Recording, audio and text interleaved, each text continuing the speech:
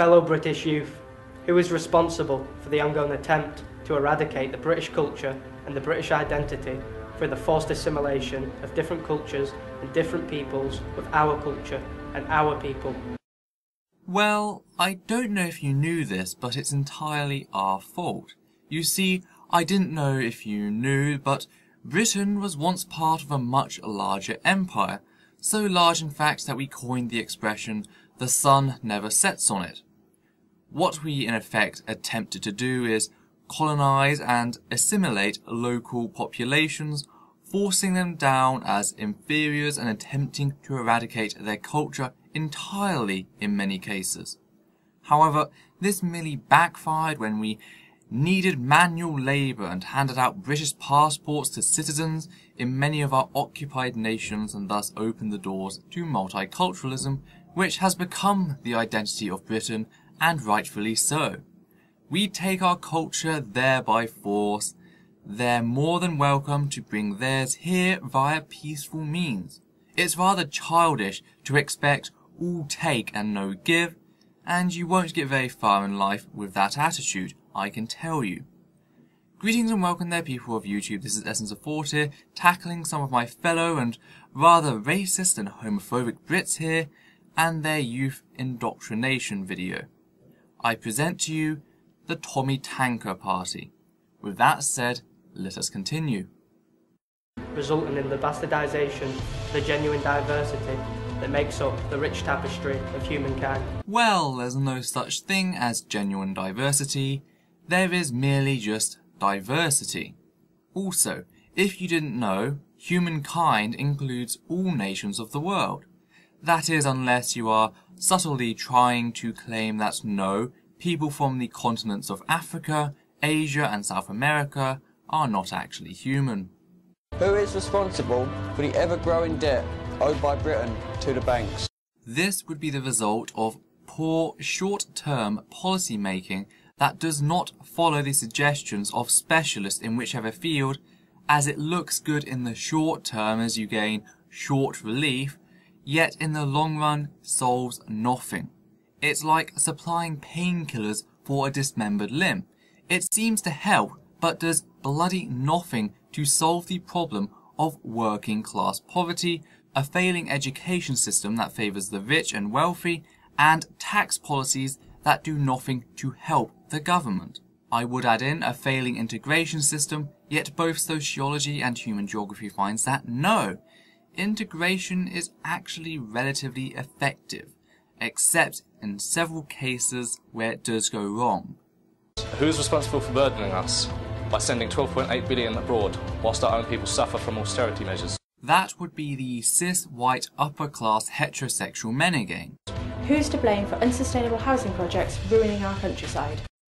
Again, this is one of the areas that is currently being improved on two fronts, both by empowering those in government housing and the landlords in fighting fraud.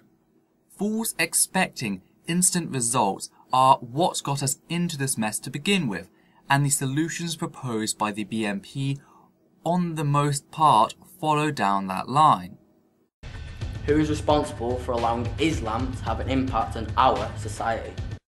Well, you see, whilst you merely want to remove Islam and re-indoctrinate children with Christianity, groups like the Secular Humanist Society are actually taking actions to ensure that both are removed from the public sphere and kept out of government. On top of this, there is now an organisation called Sharia Watch, whose job it is to educate British citizens of all nationalities as to what religious law entails and to monitor it without creating hysteria like the Tommy Tanker Party. Who is responsible for the uncontrolled mass immigration into Britain? Where the hell are you getting all of this false information? There is a border control in the UK and it is regulated. I have to go past these guys every time I visit Norway, and they're not always the most pleasant, but I put up with them. I deal with them. You really want to know who should be more restricted on coming in? White American evangelical preachers who have begun to flee here, bringing more power to young earth creationism in this country. Who was responsible for the dumbing down of our education system? How about the idiots that allow Christian, Jewish and Islamic schools to redact exams, i.e. edit out the parts that do not agree with the faith school's core dogma?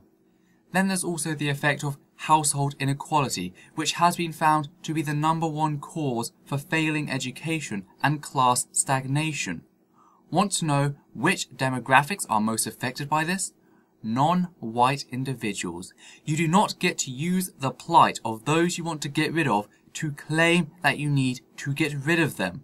What apathetic little monsters you are all becoming. Who is responsible for giving away our independence to the European Union, letting them pass our laws, control our borders and destroy our industries? It's not really as black and white as you claim here, pardon the pun. The Confederation of British Industry states that businesses prefer being inside the EU as it gives them a foothold in trade, which they would otherwise lack. There are otherwise costs that we could have a full debate about, and we could really see if they are too high or not, but the fact of the matter is that this is an area of controversy, and that controversy doesn't just exist with the BNP party. You guys have nothing special here. Who is responsible for portraying racist attacks as only being against non-whites? Since when? I've really only seen this type of ignorance from individuals on both sides, whilst the majority do seem to agree that yes, racism can occur towards you regardless of which race you are. The only issue is how often that occurs and therefore how often you are likely to hear about it. Not us. Yes, that's because thankfully you haven't been elected to power. I mean, if the lesser of evils caused all this chaos that you talk about, then you in power would make a crisis far more severe. Want to know who hasn't been in power here either? The Communist Party, the Nationalist Socialist Party, and thus surely they'd work wonders for us. At least that's the logic you are using. Then who is responsible? The answer? An unholy alliance. The banksters who want us to be debt slaves after their private banking schemes have put us into unpayable debt. Yeah, sorry, I do not believe that the BNP would do anything to the bankers. Conflict of interest, you see, in defending the white upper class men with all their money. The heartless Zionists, whose interests are foreign interests, who send our soldiers to fight and die for private profit of greedy politicians. Something we agree on. Yet guess what? Other parties also offer this without the crazy aspects. Some of the things that the Tommy tankers say they will do are pretty basic and okay policy, but the only reason for them existing is to try and sneak into power before going sod that and cutting away those aspects. Europeans fell for this once already with an extremist nationalist party which used doublespeak when addressing the rich and the working class. I don't want to say who, because I do not want to break Godwin's law. That's why I'm avoiding the name. But the fact is, on the policy, what you are presenting is rather similar. The cultural Marxists who invest our teaching establishment. The capitalists that want to make us wage slaves as well as brainwashed consumers. The BNP is a capitalist party on its economic policy. Do you even know what capitalism is, or are you just trying to use buzzwords like the last kid and cultural Marxism? Because you know, the idea that culture is used as a tool of oppression is so absurd. At least according to the group who's crying about how, due to the destruction of British culture, they can no longer oppress British citizens of different ethnicities. Way to inadvertently validate their position. The militant homosexuals who push for gay marriage and gay adoption in order to destroy the traditional family unit. Bingo! With that I had clear deception, racism, playing the victim, indoctrination, and lastly, homophobia. Tommy Tanker bingo. Such predictable fun. As for marriage, it has fuck all to do with heterosexuality. There is nothing that objectively states that marriage is a heterosexual institution, just some batshit religion from the Middle East. Hey, want to know who practiced homosexuality? The Celts, who were here long before Christianity was even dreamt up. The media that ignore the racist attacks against whites, such as Charlene Downs, whilst pandering to the likes of Baroness Lawrence. Oh, great lie. Leave out the fact that the people who transcribed the conversation were incompetent morons who lacked the skills to do so, and thus further investigation found said translations to be utter bollocks. Also, racism isn't attacking someone of a different ethnicity. It's attacking someone due to their different ethnicity. We want our land to be a home for our people and our culture. I agree fully. Christians should fuck back off to the Middle East. This is a pagan land which has also had non-religious populations grow here without external introduction. We want our people to be put first when it comes to charity and jobs. They are. I am not even kidding here. In 2005, 76% of whites of working age were active in employment compared to 65% of ethnic minorities. The worst being Bangladeshi individuals with only 41% employment. This is not merely down to lack of trying. Multiple studies have been done into whether there's racism, i.e. selection based off ethnicity at the recruitment stage, and the results suggest so. We want the promotion of the traditional family and our core Christian values. This is not a Christian nation. It was overrun by Christians at one point, yet had been settled long before that, and is now losing its overall religiosity. If it became a Christian nation, even though it was settled previously, then by the same logic it is now becoming, or has already become, a secular nation with merely a few religious trimmings on the side that we're working to get rid of. Marriage also is not a Christian institution, but a fully social and civil one. It's the state that offers families protection, not the church, and not a non-existent deity. We want major industries to be owned by the public for the benefit of the public. I wonder if this woman walked in thinking that this was the Communist Party. No, they do not want major industries to be owned by the public sector.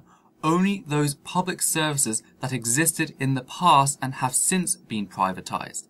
They very much want to help new and already existing industries thrive on the condition that they do not outsource labour.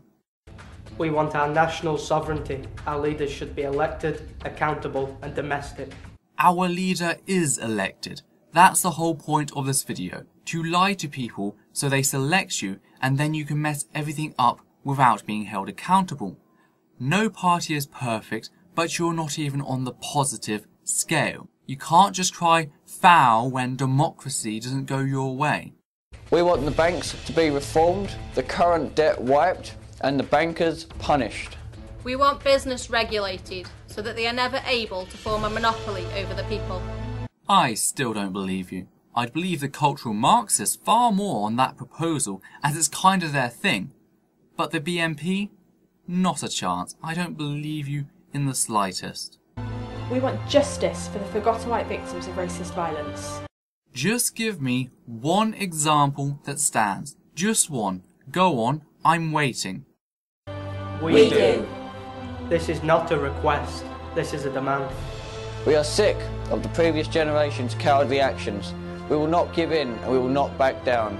We will protect our own identities and secure our own futures. We are BNP Youth. You are all backwards. You complain about previous generations, yet want to return back to the Dark Ages. You lack any understanding of British history, which is a running theme for the BNP party.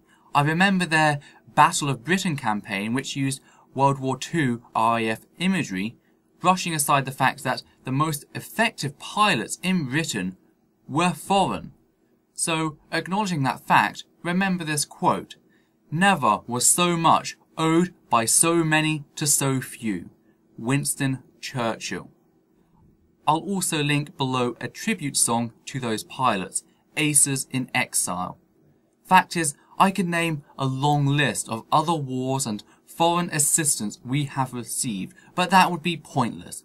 All I am here to do is call you out on your crap and let people know that there are British youth out there who are not deluded arseholes. So yes, I hope you guys have enjoyed my video. If you'd like to support my work, please check out my Patreon. Don't forget to click like, comment and subscribe, as well as share on Facebook and Twitter. If you guys would like to do so, you can check out my Facebook and Twitter and get updates on there. This is Essence of Thought, hoping you are all doing okay. Take care and out.